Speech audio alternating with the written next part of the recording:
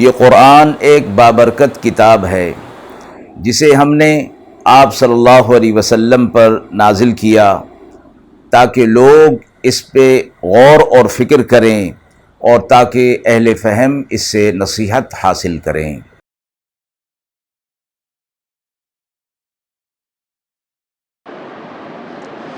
بسم اللہ الرحمن الرحیم۔ السلام علیکم ورحمۃ اللہ وبرکاتہ۔ ناظرین کرام، درس قرآن مجید کے آج کے اس پروگرام میں ہم سورہ یوسف کی آیت نمبر 63 تا 66 کا ترجمہ اور تفسیر پیش کر رہے ہیں، اور آخر میں پوچھے گئے سوال کا جواب ہوگا۔ اعوذ باللہ من الشیطان الرجیم، بسم اللہ الرحمن الرحیم۔ فلما رجعوا إلى أبيهم قالوا يا أبانا منع منا الكيل فأرسل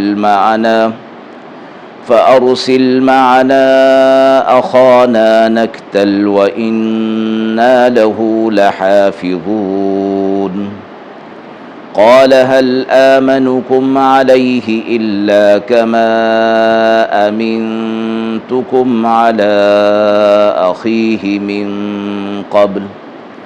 فالله خير حافظا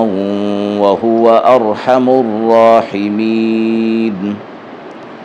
ولما فتحوا متاعهم وجدوا بضاعتهم ردت إليهم قالوا يا أبانا ما نبغي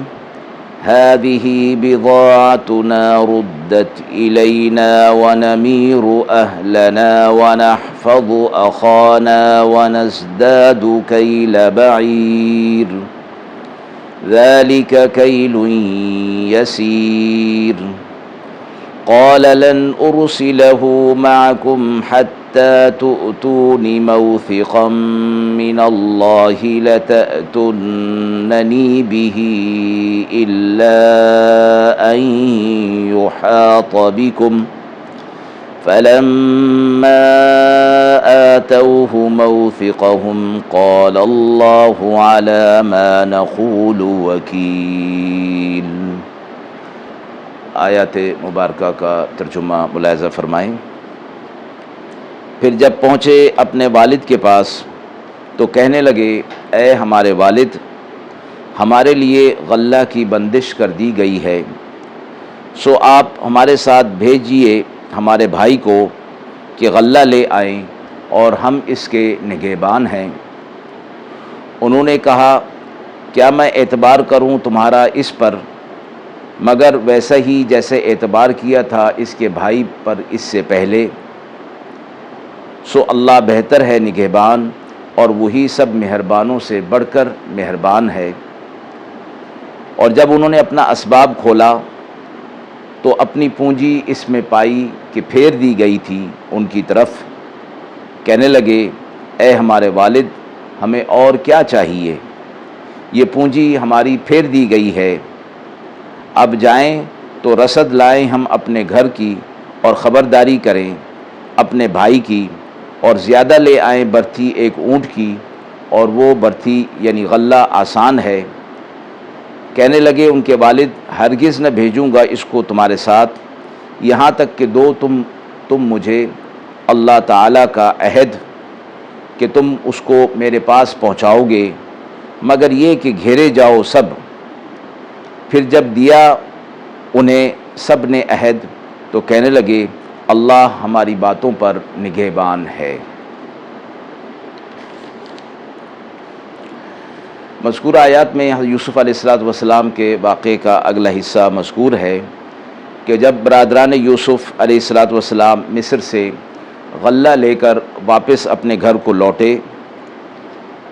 تو مصر کا اور شاہ مصر کا جو ان کے ساتھ معاملہ ہوا تھا اس کا تذکرہ انہوں نے اپنے والد کے ساتھ کیا، اور یہ بھی بتایا کہ عزیز مصر نے، بادشاہ مصر نے اس بات کی شرط لگائی ہے کہ آئندہ اپنے چھوٹے بھائی کو ساتھ لائیں گے تو غلہ ملے گا ورنہ نہیں ملے گا۔ تو بھائیوں نے کہا کہ اب اس کی بس ایک ہی صورت ہے کہ آپ چھوٹے بھائی بنیامین کو ہمارے ساتھ بھیج دیجئے تاکہ آئندہ ہمیں غلہ بھی مل سکے، تو ہم اس بھائی کی پوری حفاظت کریں گے اور ان کو کسی قسم کی تکلیف نہ ہوگی۔ حضرت یعقوب علیہ السلام نے اپنے بیٹوں کی یہ بات سن کر فرمایا کہ کیا میں تم پر ایسا ہی اطمینان کر لوں اب جیسا کہ میں نے اس سے پہلے یوسف کے بارے میں تم پر اعتماد کیا تھا، اور تمہاری بات تم نے اس مصیبت میں مجھے ڈالا اور میں اس کی جدائی کو ابھی تک برداشت کر رہا ہوں، اور یہی تم نے حفاظت کے الفاظ، نگہبانی کے الفاظ اس وقت بھی تم نے کہے تھے۔ یہ ان کا جواب تو اپنے بیٹوں کو تھا، مگر پھر خاندان کی ضرورت اور پیغمبرانہ توکل بھی ان کے پاس تھا، اس پر انہوں نے اس کو سامنے رکھتے ہوئے فرمایا کہ نفع نقصان اللہ کی طرف سے ہے، اور جب اللہ تعالیٰ کی مشیت اور ارادہ نہ ہو تو کوئی نفع نہیں ہو سکتا، کوئی نقصان نہیں ہو سکتا، اس لیے میں کسی پر بھروسہ نہیں کرتا، اللہ ہی پر بھروسہ کرتا ہوں۔ اس لیے فرمایا اللہ ہی بہتر حفاظت کرنے والا ہے، لہٰذا حالات کے دیکھتے ہوئے یعقوب علیہ السلام نے انہیں اس بات کی اجازت دے دی کہ وہ آئندہ جب جائیں تو اپنے بھائی بنیامین کو ساتھ لے جائیں۔ اب تک یہ بات مصر سے آنے کے بعد اپنا سامان کھولنے سے پہلے کی ہو رہی تھی کہ حالات سفر کے اور وہاں مصر کے بھائیوں نے، بیٹوں نے یعقوب علیہ السلام کو بتا دیے۔ اب اپنے سامان کی طرف متوجہ ہوئے اور اسے جب کھولا تو اس میں دیکھا کہ وہ پونجی جو کہ غلہ کی قیمت کے طور پر ادا کی تھی وہ بھی اس سامان کے اندر موجود تھی۔ تو قرینے سے یہ بات معلوم ہو گئی کہ یہ سامان کے اندر بھولے سے نہیں رکھی گئی بلکہ جان بوجھ کر رکھی گئی ہے، اور بھائیوں نے اس بات سے یہ اندازہ لگا لیا کہ بادشاہ مصر ان کے اوپر جو مہربان تھا اور اسی وجہ سے اس نے رعایت کرتے ہوئے یہ پونجی اور یہ نقد رقم جو ہے وہ ان کے اسباب کے اندر، سامان کے اندر رکھ دی اور انہیں لوٹا دی۔ لہٰذا اپنے والد کو کہنے لگے کہ اے ہمارے والد، دیکھیے یہ پونجی جو ہم نے غلہ میں قیمت کے طور پر ادا کی تھی وہ بھی ہمیں واپس کر دی گئی ہے، اور ہمیں کیا چاہیے؟ اب تو نقدی کی ضرورت بھی نہیں، نئی نقدی کی ضرورت نہیں، بلکہ یہی نقدی پیش کر کے ہم اور غلہ جو ہے وہ لے سکتے ہیں، اور ہم اس کی چیز کے ضرورت مند بھی ہیں۔ لہٰذا اب ہمیں دوبارہ جانا چاہیے اور اپنے اس بھائی کو بھی ساتھ لے جانا چاہیے اور اطمینان سے جانا چاہیے، کیونکہ اس سے معلوم ہو گیا کہ عزیز مصر، بادشاہ مصر ہم پر مہربان ہے، اس لیے کوئی اندیشہ نہیں، ہم اپنے خاندان کے لیے غلہ لے آئیں اور بھائی کو بھی اپنی حفاظت میں رکھیں، اور بھائی کا حصہ بھی مزید جو ہے وہ مل جائے گا۔ جو کچھ ہم لائے ہیں یہ ہمارے اخراجات اور خاندان کے لیے کم ہے، اور چند ہی روز میں یہ پورا ہو جائے گا۔ یعقوب علیہ السلام نے یہ سب سن کر کہا کہ میں بنیامین کو تمہارے ساتھ اس وقت تک نہیں بھیجوں گا جب تک کہ تم میرے ساتھ یہ عہد و پیمانہ کر لو کہ اس کو تم ضرور ہی واپس لے کر آؤ گے۔ مگر یہ حقیقت جب نظروں سے غائب نہیں ہو سکتی کہ انسان بعض معاملات کے اندر مجبور ہو جاتا ہے اور اس کا اختیار اور استطاعت ختم ہو جاتی ہے، اس لیے کوئی انسان کلی طور پر کسی چیز کا عہد و پیما یا وعدہ نہیں کر سکتا۔ اس لیے یعقوب علیہ السلام نے ایک استثنائی صورت بھی لگا دی کہ جہاں تک تمہاری استطاعت ہوگی اس حد تک تم میرے ساتھ عہد و پیما کرو کہ ہم بنیامین کو واپس لے آئیں گے، لیکن جہاں کہیں تمہاری استطاعت ختم ہو جائے اور تمہارا اختیار ختم ہو جائے، اور آیت کے اندر جو الفاظ آئے ہیں الا ان یحاط بکم،